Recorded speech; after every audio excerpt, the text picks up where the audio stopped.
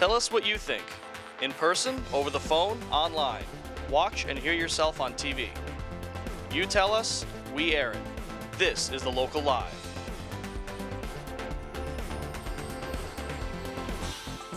Hey everyone, and welcome to the Local Live on this Thursday evening, March 19th. I'm Ashley Balone, bringing you the only news show covering the Mamaroneck, Larchmont, and Rhinebeck communities. Residents, don't forget that the annual Mamaroneck St. Patrick's Day Parade is this Sunday, March 22nd at 1:30 p.m. on Mamaroneck Ave. lmc-tv and of course the Local Live will be there. We're making our costumes and preparing for such a fun appearance. Don't forget to send an email to Christina Carino Forrest if you want to walk with us. Her email is ccarino@lmc-tv.org. Again, that's ccarino@lmc-tv.org. Now let's take a look at some of the stories that we have for you tonight. Our roundtable discussion covers the do's and don'ts of social media. Some local workers are claiming wage theft. Stay tuned to find out more. All Mamaroneck school campuses are going wireless. Now, here's a good question for you. Would you jump into ice-cold water for a good cause? Find out how some residents supported the Southeast Consortium. Check out Dr. Diane Lewis, founder of the Great Healthy Yard Project. Her story helps bring awareness to an important environmental issue. And last but not least, get ready to greet our adorable pet of the week.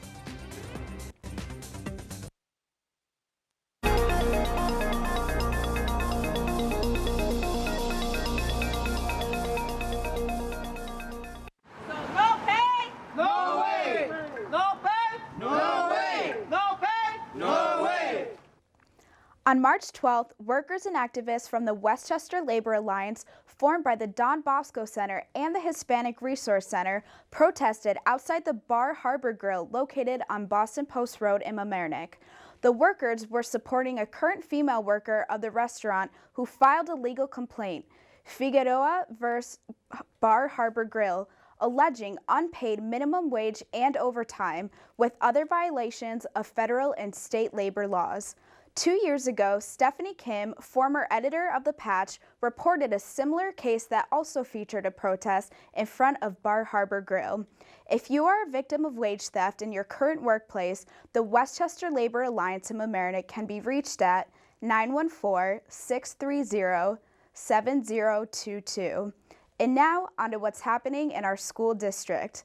Money was on the agenda for the latest Mamaroneck School Board meeting. Savings from the medical insurance budget will be transferred to improve the wireless internet connections in all Mamaroneck schools. The goal is to have wireless campuses across the school district and to update old fiber connections to meet the demand. Up to $200,000 will be used for the upgrades, with the district expecting to save about $300,000 due to a deal with Extreme Networks, a company that provides computer network products. Here are some of the details on transfers from the meeting. We were fortunate that the community many years ago invested in installing its own fiber. That at the time from the external area of the buildings is multi-strand fiber, which has lasted for decades. Inside the buildings we have single strand, which cannot meet the, I would say, is increased demand of bandwidth and the power of computing. So we've taken advantage of what I would say is aggressive bidding through state contract to complete the high school, middle school multi-fiber installation. And now for an additional cost, we'd like to complete that work in April for our elementary schools. The transfer for the purchase of wireless access points is really a cost savings overall to the community.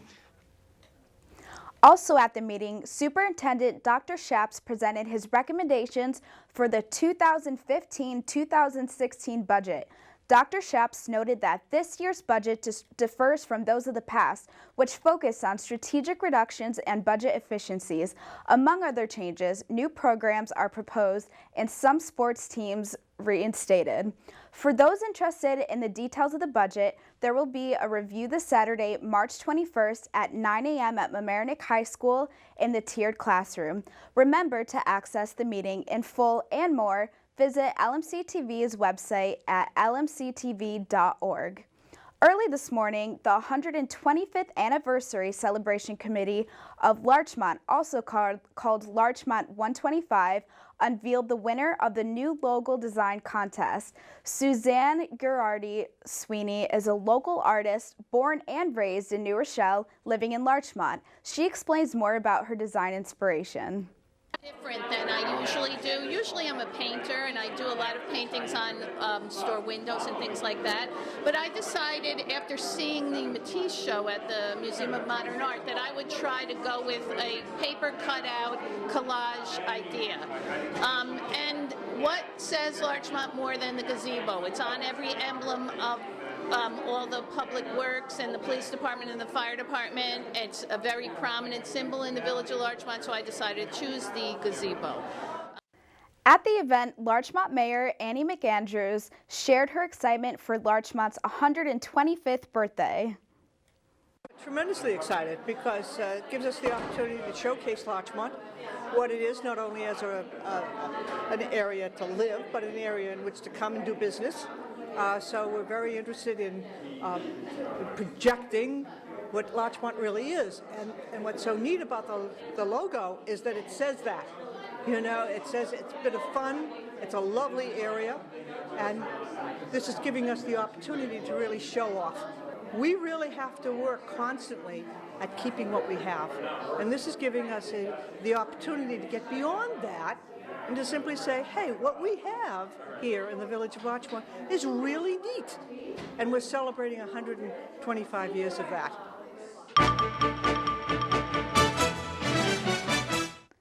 This week's In the Media focuses on what's trending online in our local newspapers.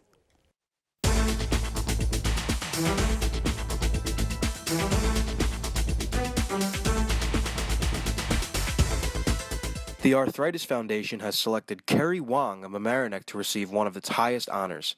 She is a volunteer who has advanced the foundation's mission to ensure access to care for the 50 million people living with arthritis. Major plans to stop flooding in the village of Mamaroneck have been delayed. Village officials have requested a greater study on a plan that will offer more risk management. March Madness is officially in full swing, sports fans.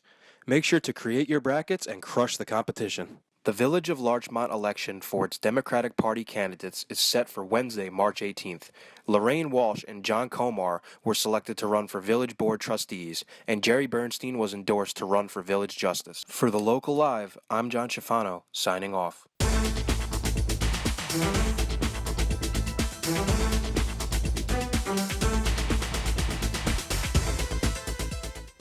What are the do's and don'ts of social media? Well, you're about to find out, so don't go anywhere because when we get back, our roundtable guests will tell you all about it.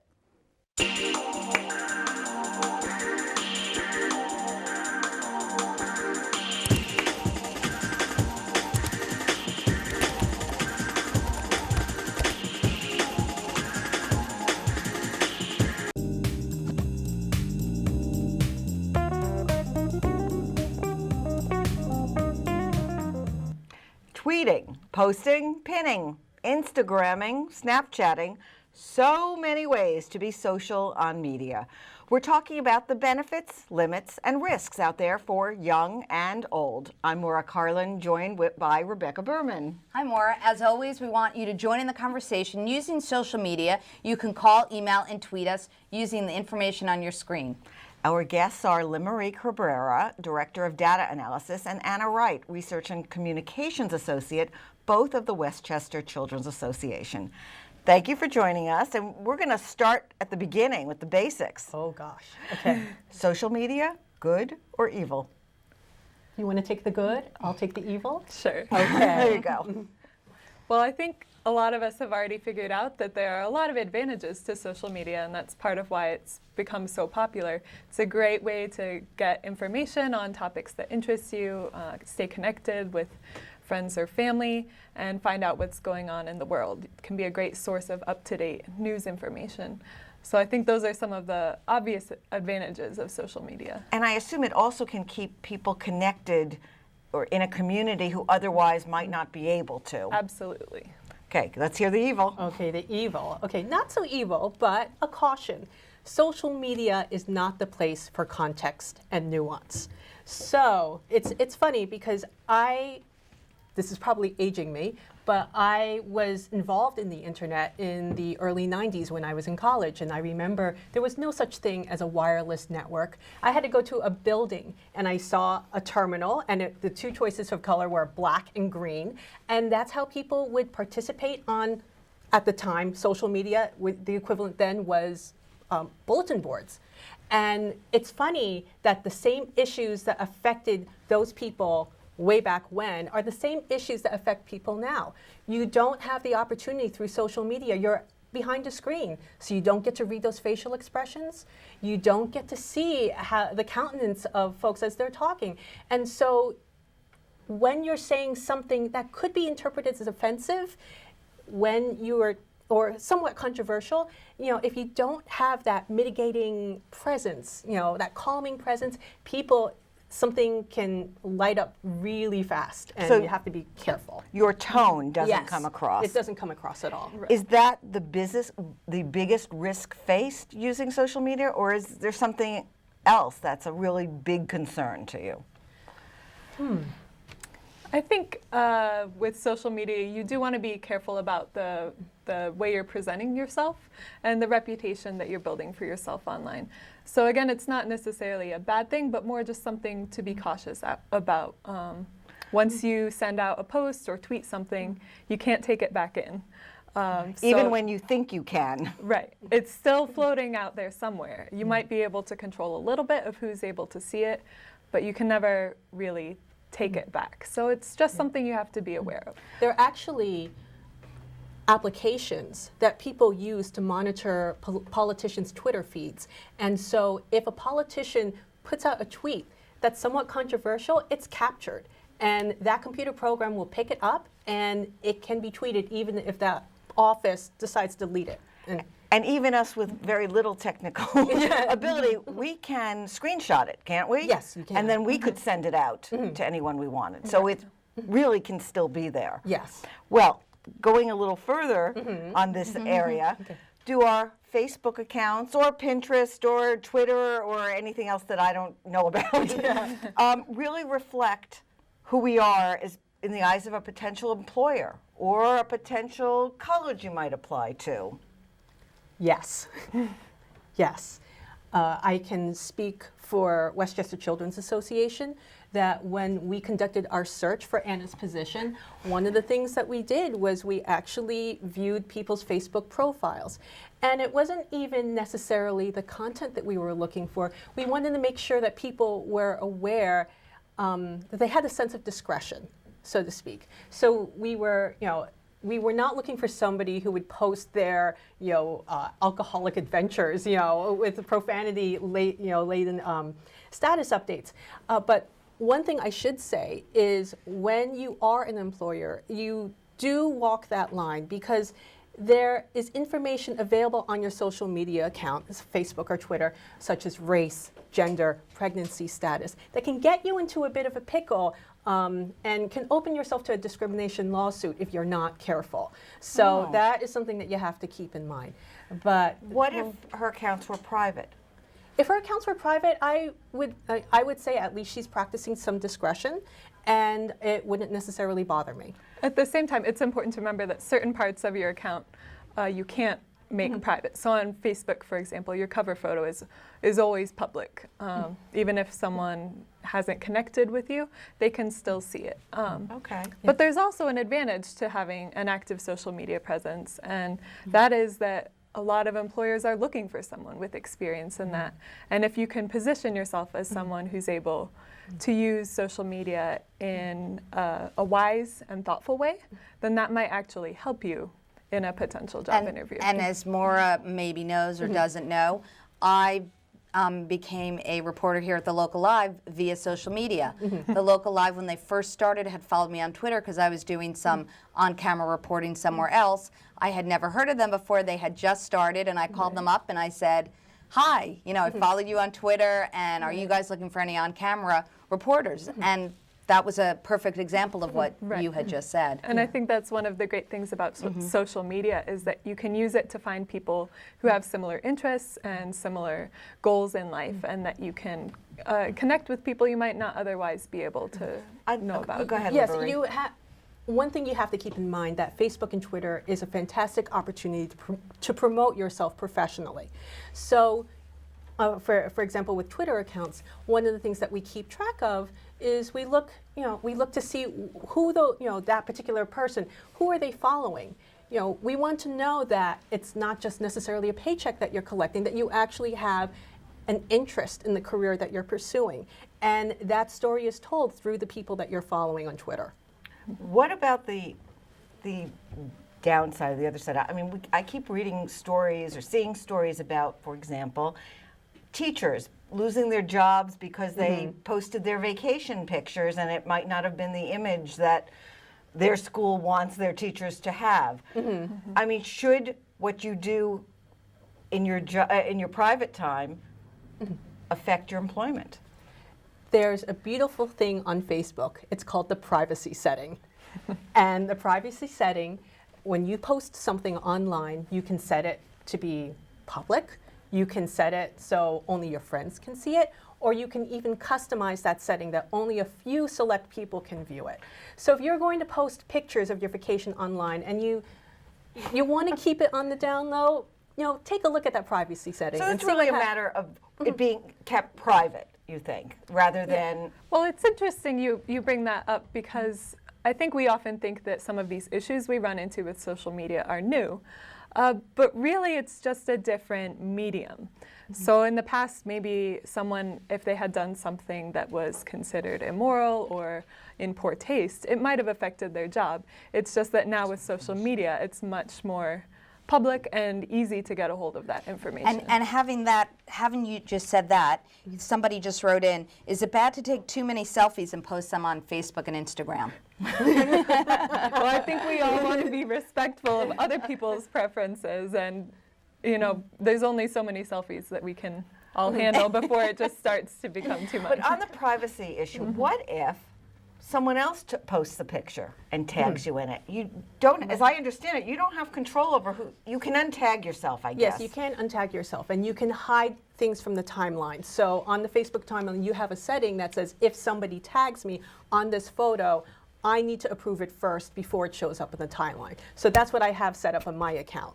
So, yes. At the same time, even if they don't tag you, other people will likely still be able to recognize you. But Lim and I were talking about this earlier, and I thought she had a really great point that if you make it a practice to ask people for permission, like say you have a birthday party for your son and he has friends there, if you ask the other parents if you can post a picture of their child, then they're more likely to reciprocate. Yeah. As I said, privacy starts with the question, may I?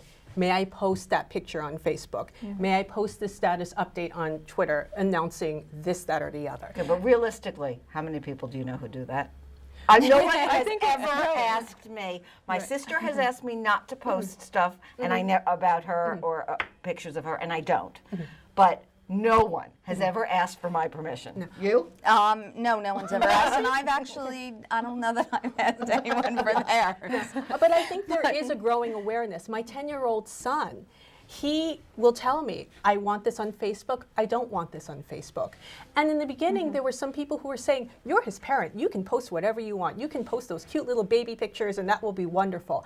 But I said to them, you know what, I want to encourage this sense of privacy. I want to make him, I want to encourage the idea that he can ask that question, he can draw the line. So.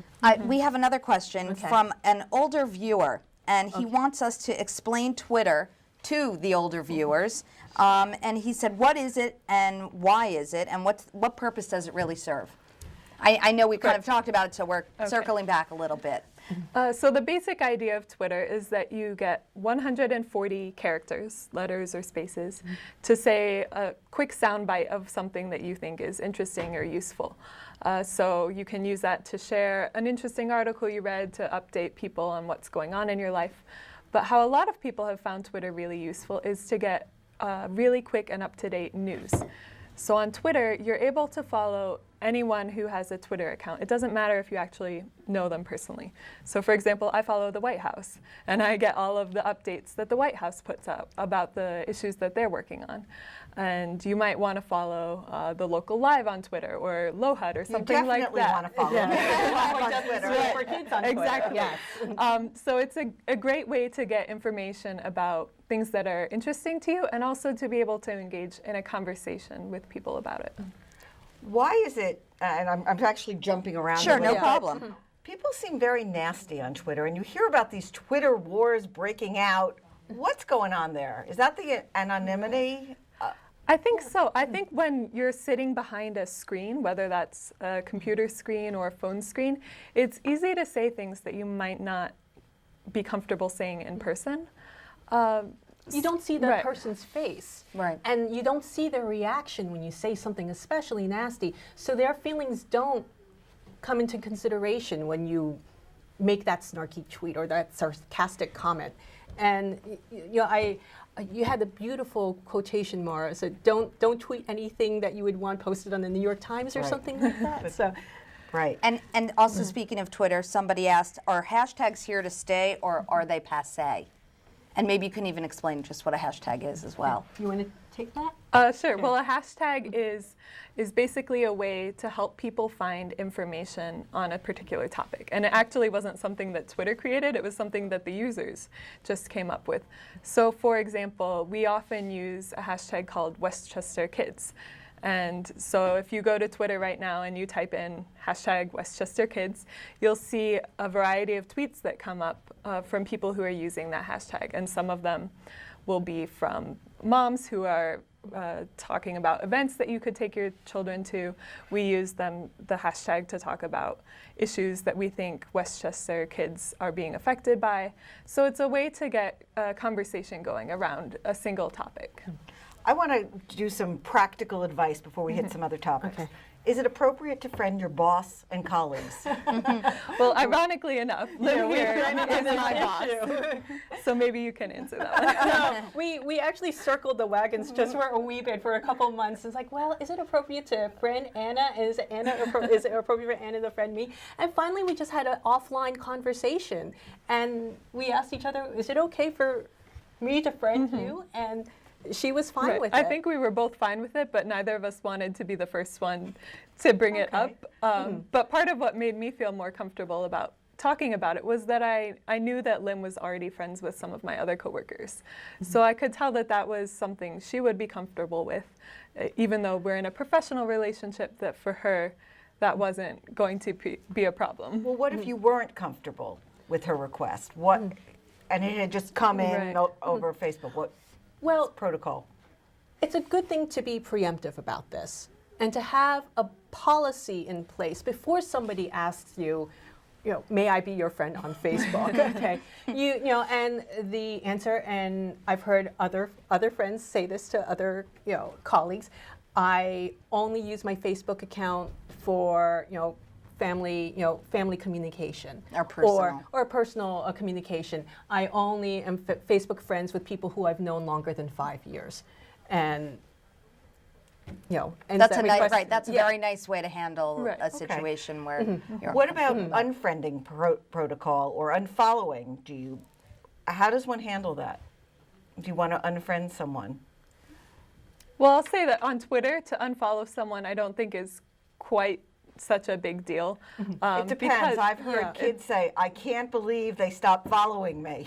Yeah, I mean, there's still a lot of room there for hurt feelings, but I think it's much trickier in Facebook, probably because Facebook's designed to have a much more personal connection, whereas Twitter's a little bit more in the public sphere. So should you do a real unfriending behind the scenes, or should you privately just block them so they don't show up in your feed? People can, yes, I'm glad you mentioned that, because you can certainly unfollow somebody without unfriending them. And I'm sure that we've walked in situations before where that's happened. And it's fine. So it's a very subtle way of removing the clutter from your feed without hurting somebody's feelings. Okay. What do you think, and you draw some lines, what is off limits or always in bad taste to post? I think common sense can answer that one. But I would say I like to go by the rule of anything that I wouldn't want my grandma to see, I don't post on social media.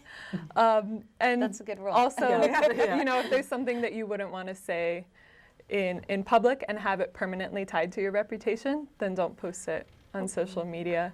All right, let's talk about kids for a few minutes before Sure. we hit business. Sure. Okay.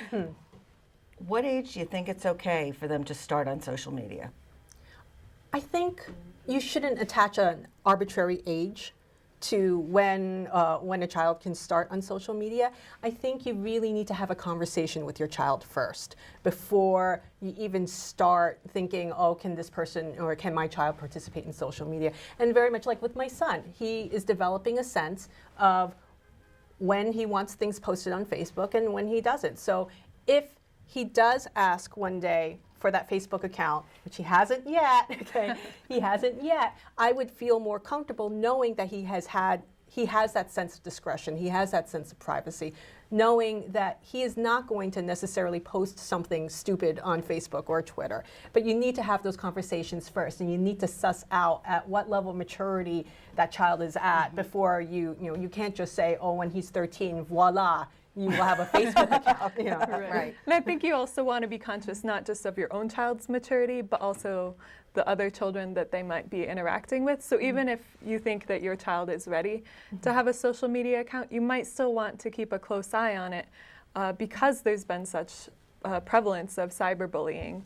Right. You wouldn't want, Yes. even though your child might be mature and able to handle it in a responsible way, you wouldn't want him or her to be hurt or having difficulties as a result of other children on social media. How do you get your kids, especially teens, to really understand that your digital life is everlasting? I mean, it is eternal. And you can say it that way, but there must be something that you can say to get through. Any ideas? Oh gosh. I'll say I've seen people on Facebook say, my child doesn't believe me that when he posts something on social media, anyone in the world can find it. Please share this post for me to help him understand. And I've seen it from multiple states away, and that somehow this post made it to me. And the parents trying to use that to help their child understand Yeah, that. that is good. It isn't that's just a going to good a way. limited group of people. Okay, we're going to get to business before we have to wrap up. Okay. And how can we use social media to leverage our businesses or social causes besides Rebecca? Well, the great thing about social media is that it's amazingly quantifiable. So we, at Westchester Children's Association, we do children's advocacy. So one of the things that we want to measure is our message going across.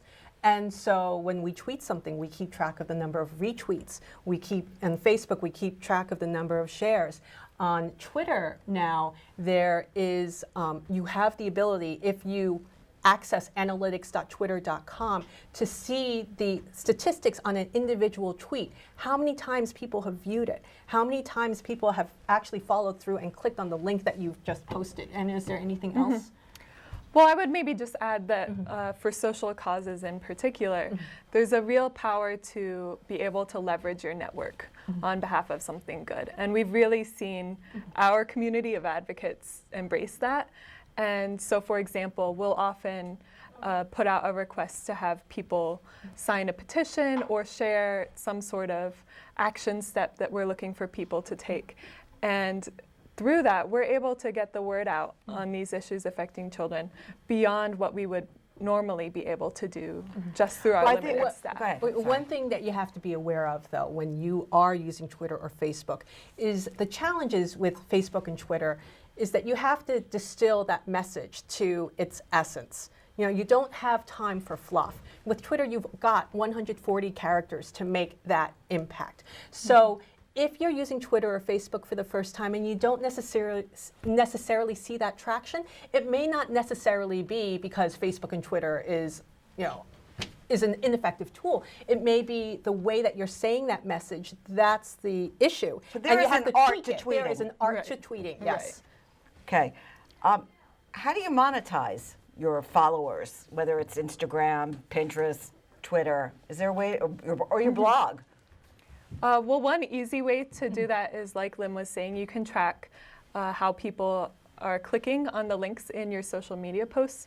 So for example, if you are a business and you include a photo in your tweet of a new product and a link to find out more about that product, you can find out how many people actually click to look at that product. And then if you have Google Analytics set up on your website, you can find out how many people actually purchase. How do you turn that into money? Do you have to contact the manufacturer of the product? Do you sign up for some generic advertising? No, well, as a children's organization, we don't necessarily concentrate on monetizing our efforts. We really measure our efforts in terms of how do we get that message across. But one thing we do look at on occasion is donations, because that is our, that is one statistic that is, particularly prevalent. But as you're looking at that, the one thing that you have to realize is that there are so many other factors outside of Facebook and Twitter that you have to keep in mind. We're in the middle of a centennial campaign right now, so we are all systems go on the fundraising. So what is it? The fundraising initiative, or is it the Facebook or the Twitter? So it gets a little... We have a couple of emails that have come in. Some are related to what we're talking about. What would you say to people who are in the job market related to their use of social media? Like what advice would you have for them? Step one would be to make sure you're on LinkedIn. That is a social network that's particularly geared toward the professional world. So if you are in the job market, any employer nowadays is going to expect you to have a fully fleshed out LinkedIn profile. But then also consider what you already have posted on your existing social media accounts. Does it reflect the professional reputation that you want it to? Are you able to leverage your Twitter account, like Lim was saying before, to make sure you're following the types of thought leaders in your industry that will reflect well on your own credibility? And another question also came in relation to what we're just talking about. Is the personal letter considered social media? Is there a future for pen and ink correspondence? Whoa. Silence was kind of an answer. No. It kind of was. I think I am a big proponent of pen and ink. And sometimes you want to make a certain impression. And for some people, you can certainly say that they are impressed if you take that pen and you take that piece of paper and you write a handwritten note. That said, I often write the note on Word first to make sure that it's perfect, and then I write it out. But I wanted to go back about using your profile to establish your professional reputation. One thing that I do on my Facebook account is that I often post things about data, and I set those posts to public. And for anybody who is looking for a job, one of the things that you want to establish is a reputation of being trustworthy. And you want to establish a reputation of being somebody who can provide information. So it's a very low effort thing to do to say, oh, I found this wonderful link on this, and just post it publicly. And employers can see that. They see that you're engaged in the topic in that particular career, and I think it does make an impression. But does everything you do in social media have to relate to your career? For example, here I am at this table doing this, but I happen to also like fashion. Yes. But you may not want to hear about that. Like, do I have to divide myself? This will be this part of my life. Right. Yeah. This is a great question. No. Very, very. Well, I think employers want to hire human beings, and so not just robots. And so, if you have a quirky interest, I love biking. I also love to run. I am an incredibly slow runner, and on my Twitter profile, I say that right off the bat. I am a very slow runner, and so that people like quirks like that. It just makes you much more approachable. Well, I was going to say it doesn't necessarily sound like a quirk. It sounds like an interest. Just like Maura was saying, she likes doing this, and she likes, talking about fashion. You like running, and you like doing your job that you're at, your career that you're in. And I think that's important to come across as authentic. If all you ever post is about your job and work-related things, I think it comes across as a bit disingenuous, probably. And on that note, we actually have to wrap it up. I want to thank again our guests, Lynn Marie Cabrera and Anna Wright from the Westchester Children's Association. And thank you. Thank you. Next week, we'll be talking about preserving old and historic buildings in the community, including the Delancey House and the Mamaroneck Theater. We also want to hear from you on social media. What do you want to save? We'll be back with more community stories in a moment, and we'd also like to thank the Bear Scouts Den 3 of Rybrook for joining us today.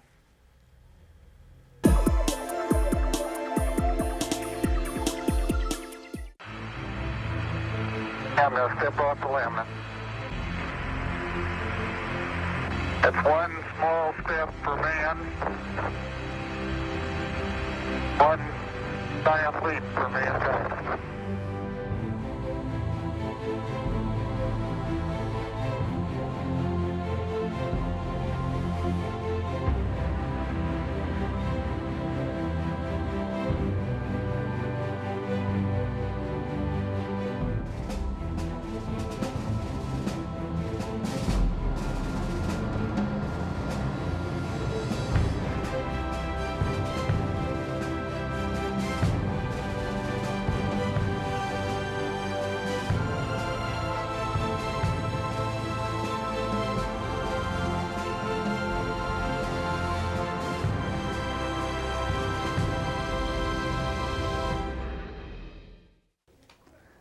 The Great Healthy Yard Project is an environmental nonprofit organization working to help protect the quality of our drinking water in order to help our families lead healthier lives.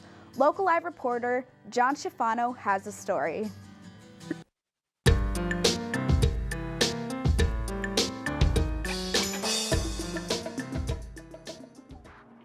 Dr. Diane Lewis of Bedford, New York is the founder of the nonprofit organization The Great Healthy Yard Project. As an environmental activist, she has embraced education as a means for implementing change. She's been speaking across the Northeast and Mid-Atlantic regions on the issue of using pesticides on our lawns. Each year, Americans use 80 million pounds of these chemicals, and they wash with the rain into our water, directly affecting our health. She gave us some information that is critical to the issue. Recent tests show in 2013, the EPA released studies that showed that almost 70% of the streams in the Northeast, in the Midwest, and half of the streams elsewhere in the nation had enough fertilizer in them to be deemed of poor quality to support life.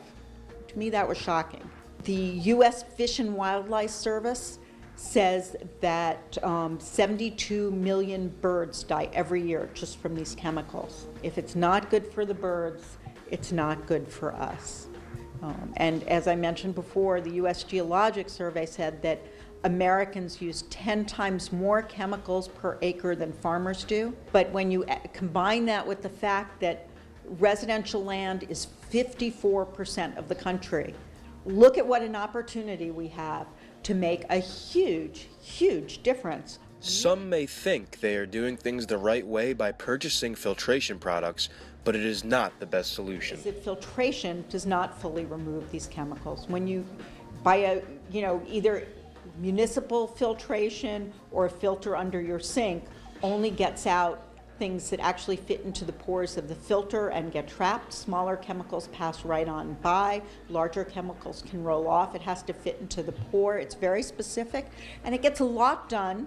Water treatment is a really great thing, but it does not solve the problem. So I'm hoping that everybody will take the pledge to take care of their yards without synthetic pesticides, weed killers, or fertilizers, except on rare occasions.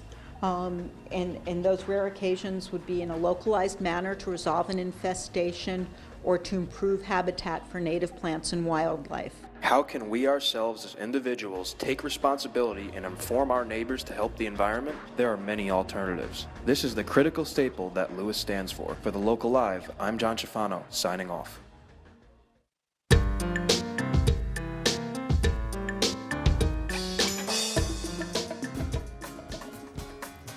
The third annual Leprechaun Leap in Mamaroneck was such a great success. Many people came out in the community to take the plunge into super cold water. The colder the better. Let's take a look.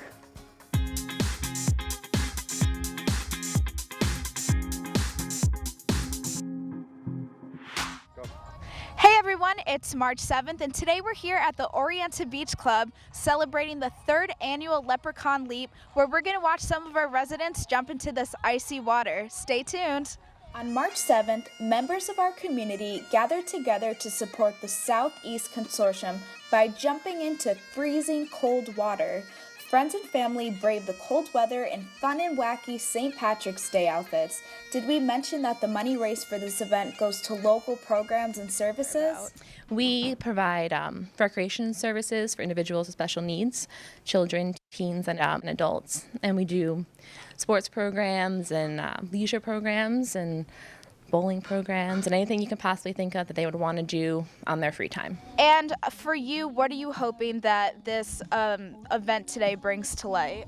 I think this is just a fun way to end the winter and start the spring, and it's for a great cause, and this is a community-based organization. I mean, these are people's neighbors, these are people you go to school with and people who work in the community around you. So. We work with almost 300 children and adults in the area.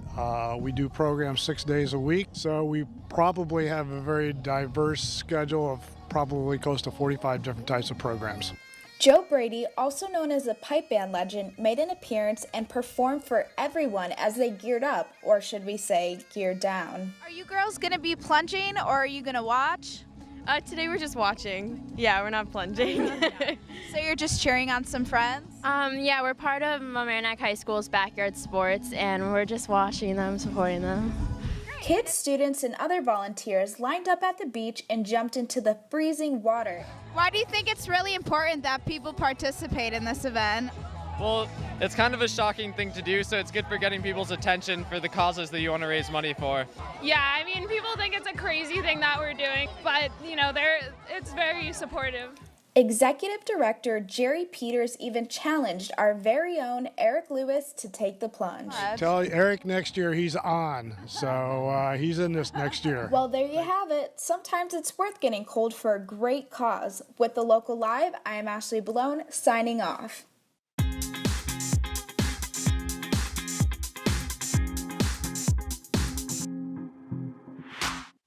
Hi, I'm State Senator George Latimer, and I encourage you to watch every week The Local Live. I was going to say something like, I live in Rye, but if I lived in Larchmont and Mamaroneck, I would watch The Local Live every week. I just remind. Thank you. Well, SNAR has some good news for you today. Lacey, our featured puppy on our special adoption show, has met her forever home. Congratulations to the new family. And now let's meet Maggie, our pet of the week. She is a young Labrador Border Collie mix. She came to the New Rochelle Humane Society from another shelter that was overcrowded. She is friendly to everyone, very smart, and very independent. She'll probably be the happiest in a family who keeps her busy and can help her remember that they are the ones who are in charge. If you wish to adopt Maggie, please contact the New Rochelle Humane Society at www.newrochellehumanesociety.org. Well, it's that time for the Local Live. For more information on the stories aired, you can visit our website, lmc-tv.org. If you have any comments or questions, email us at thelocallive@lmc-tv.org. I'm Ashley Balone, and thank you so much for watching. See you next week. Tell us what you think. In person, over the phone, online. Watch and hear yourself on TV. You tell us, we air it. This is The Local Live.